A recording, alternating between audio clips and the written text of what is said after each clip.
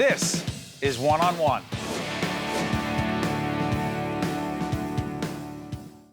We are pleased to be joined by Sharon Berry, founder and president of Project Redirect Youth and Family Services. How you doing? I'm doing fine. How are you doing, sir? I'm doing great. Tell us what Project Redirect is. Well, Project Redirect is an organization that I founded 20 years ago.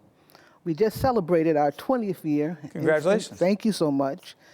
And it's just an organization that works to give young people the right to, as a supplemental education program. And we do academics. We do.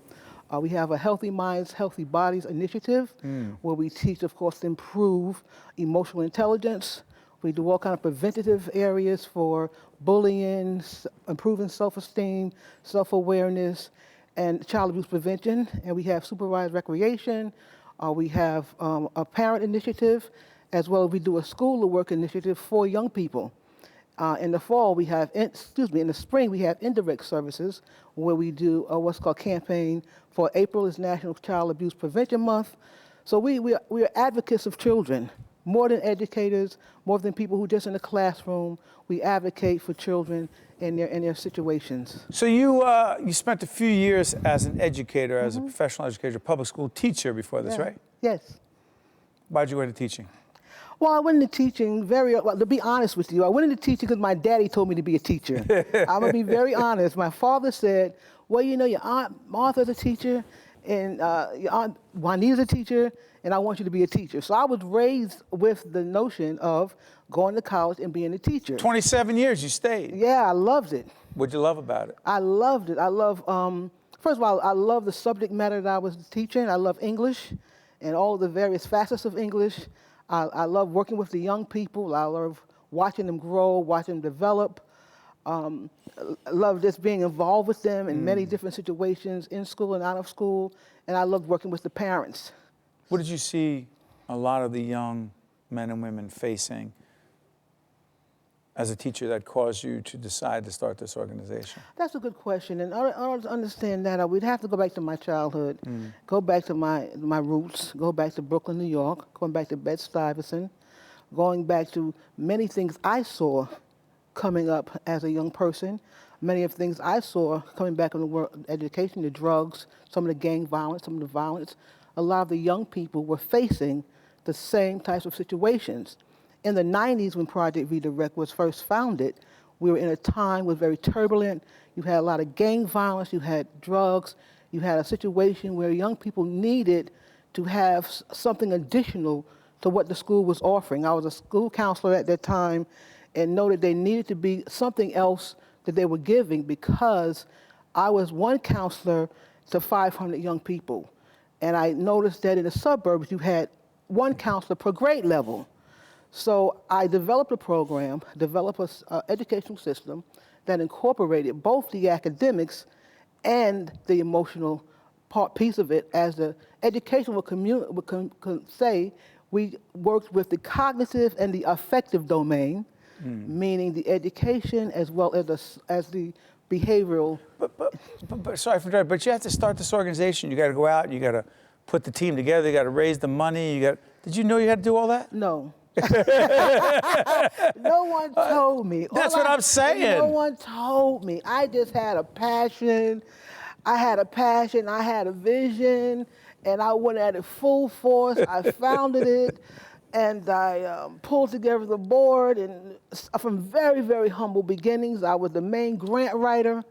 You did it all. Yeah, I'm afraid I did. I was a teacher. I was a counselor because I had the skills, and I just put my everything into this project. And today, how many young people do you think you've helped? Well, I'm glad you asked that question because my program evaluated, and I would say in the past 20 years, I would say it's been at least 2,000 young people that we've helped in direct services and so many other people that we've helped in indirect services. What does that make you feel? Oh my goodness, every day is a reward.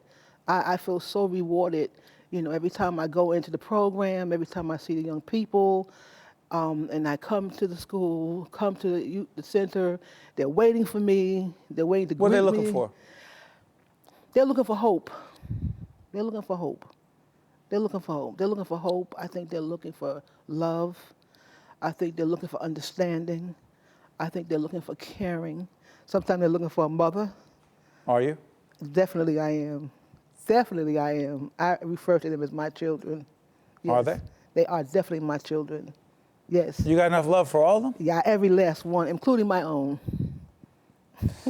So interesting. I always wonder when I sit across from someone who has dedicated his or her life to so many other people, where it comes from.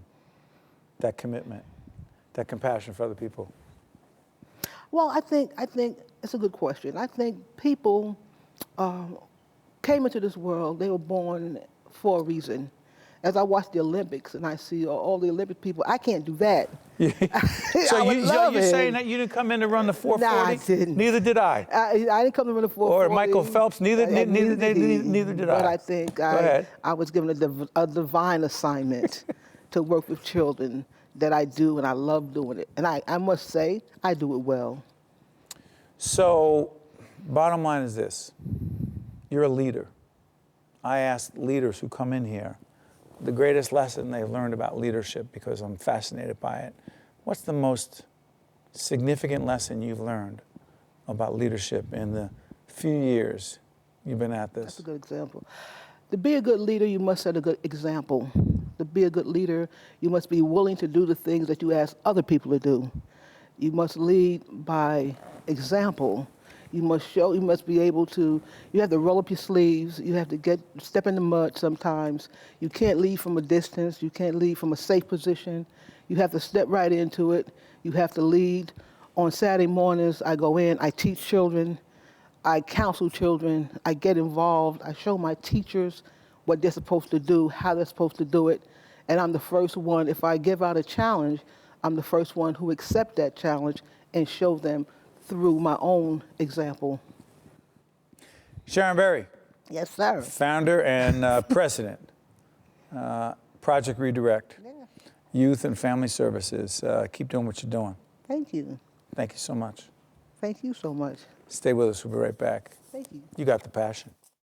One-on-One with Steve Adubato has been a production of the Caucus Educational Corporation, celebrating over 25 years of broadcast excellence. Funding for this special edition of One-on-One with Steve Adubato at NJIT has been provided by NJIT, RWJ Barnabas Health, TD Bank, Prudential Financial's Global Communications Department, PSE&G, the Fidelco Group, and by Verizon. Transportation provided by Airbrook Limousine, serving the metropolitan New York, New Jersey area. One-on-One with Steve Adubato at NJIT has been produced in cooperation with FiOS One News.